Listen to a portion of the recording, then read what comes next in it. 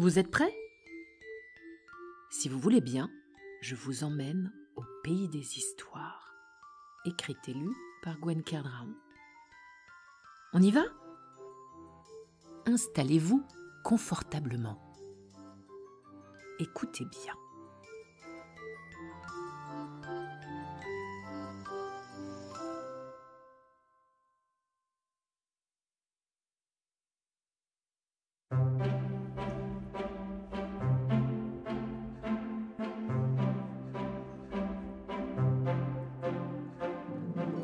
Elena et le mouton à 5 pattes.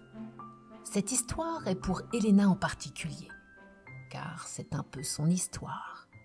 Mais elle est aussi pour tous les enfants, bien sûr, et même pour les plus grands. Cette histoire est en fait pour tous ceux qui, comme Elena, aiment les animaux, tous les animaux. Pas seulement les chats, les chiens ou les poissons rouges. Elena, qui a un très grand cœur, aime tous les animaux, et particulièrement les animaux que personne n'aime, car il y en a. Elena n'a que 7 ans, mais depuis son plus jeune âge, elle observe les animaux parce qu'elle a compris qu'en observant, on comprend et on apprend.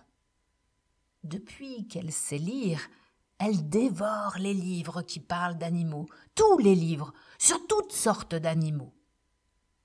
De ce fait, elle connaît énormément de choses. Elle sait, par exemple, que le chien n'a pas une très bonne vue et que s'il reconnaît les gens, même de très loin, c'est sans doute grâce à sa truffe et à son odorat très développé. Elle sait aussi que le chat a un sens de l'équilibre étonnant grâce à l'intérieur de ses oreilles très spécial. Elle a appris que certains animaux entendent des sons que nous n'entendons pas. D'autres sont nyctalopes, un nouveau mot pour votre collection de mots savants, qui signifie qu'ils voient la nuit. Par ailleurs, elle s'est toujours bien occupée de son chat Bao, un magnifique chat noir adopté par la famille. Il est devenu, au fil des jours, son confident, son ami, son plus beau et doux doudou. Elle aimerait, quand elle sera grande, bien sûr, pouvoir prendre soin de plein d'animaux, les soigner, les étudier et en apprendre toujours plus pour mieux les comprendre. Mais revenons à nos moutons, ou plutôt à notre histoire. Tout a vraiment commencé l'été dernier, quand Elena, toujours attentive et à l'écoute du moindre petit être vivant, recueillit un magnifique papillon dont les couleurs commençaient à pâlir, tant il avait soif. Il était épuisé et n'arrivait plus à voler et à butiner de fleur en fleur. Pendant toutes ses vacances, elle lui donna à boire, non pas au biberon, impossible, non pas à la cuillère, non, non, non. Patiemment, gouttelette par gouttelette de rosée, qu'elle ramassait délicatement chaque matin dans son jardin. Le papillon finit par reprendre des forces, des couleurs, et à voler de ses propres ailes. Il revient parfois encore aujourd'hui d'ailleurs lui rendre visite pour la remercier. Quelques semaines plus tard, c'est un petit souriceau qui vint à elle lors d'une promenade. Il s'était égaré. Elle l'aida à retrouver sa maman. Le dimanche suivant, elle fit une attelle à un mille-pattes qui s'était cassé une patte. La honte pour un mille-pattes de n'en avoir plus que 999. Vous avez déjà entendu parler d'un 999 pattes? Eh ben non, un mille-pattes doit avoir 1000 pattes. Elle sauva son honneur et sa patte. Une autre fois, elle entendit une taupe sangloter dans son jardin. Elle comprit, on ne sait comment, qu'elle se plaignait de ne plus rien y voir. Elle était devenue si myope. Elle lui fabriqua des petites lunettes bien adaptées. Depuis, la taupe ose s'aventurer en dehors de ces galeries souterraines. Elle a cessé de faire des bosses partout dans son jardin à force de se cogner dans ses tunnels. Et et ses petites lunettes rouges lui vont à ravir. Tous les jours, elle prenait la défense des animaux qui avaient mauvaise réputation. Bao, par exemple. Et oui, son chat noir. Beaucoup disaient qu'un chat noir porte malheur. Mais c'est tout le contraire. Depuis qu'il faisait partie de la famille, son chat, d'une élégance incroyable, était pour elle tantôt une panthère, tantôt un ours. En tout cas, un excellent compagnon et porte-bonheur.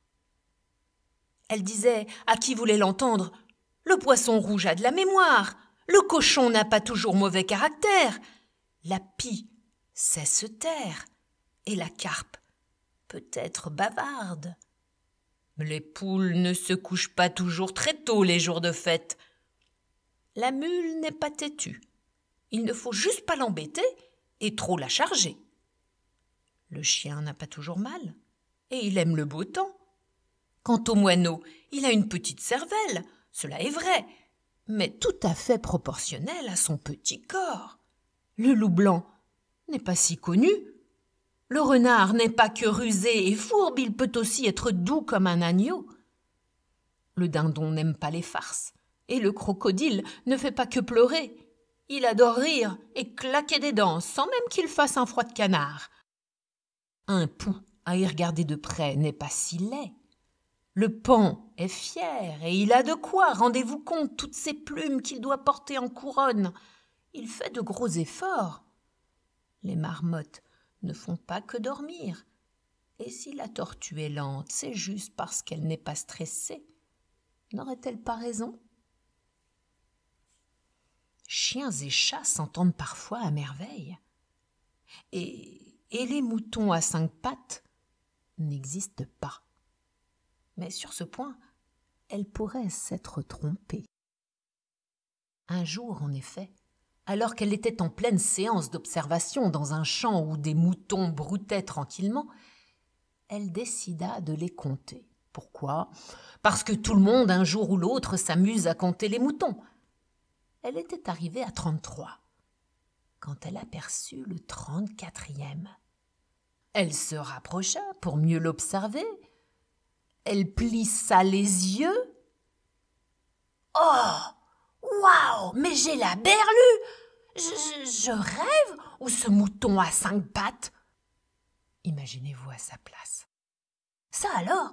Mais tu as 5 pattes, mais comment c'est possible ?»« Je suis unique en mon genre, je suis rare, un peu comme le merle blanc, c'est ce qui fait que je suis moi. » Ça, je veux bien te croire, mais à quoi cela te sert-il d'avoir 5 pattes? J'aime autant en avoir une de plus qu'une de moins. Je ne tiendrai pas debout avec 3 pattes. C'est pas faux.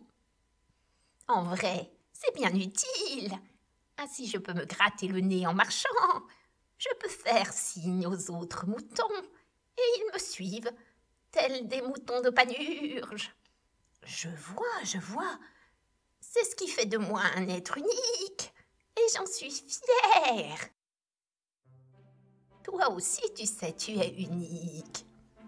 Ah bon? Mais moi, j'ai pas un bras en plus. C'est sûr. Mais si tu réfléchis bien, tu as toi aussi quelque chose d'unique qui fait de toi quelqu'un de rare, de précieux. Peu d'enfants de ton âge, par exemple, savent observer et prendre soin des animaux, comme toi tu le fais. Je t'ai vu. C'est ta force, ce qui fait de toi un être exceptionnel. Je suis persuadée que tout le monde a un petit quelque chose qui le rend unique.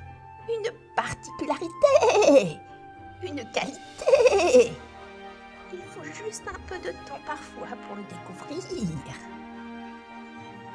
C'est ainsi qu'Elena comprit qu'elle avait, comme le mouton à 5 pattes, quelque chose qui la rendait unique.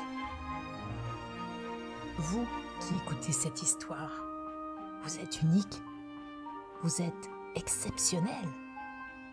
Cherchez et vous découvrirez ce qui fait de vous une perle rare, un merle blanc, ou un mouton à 5 pattes.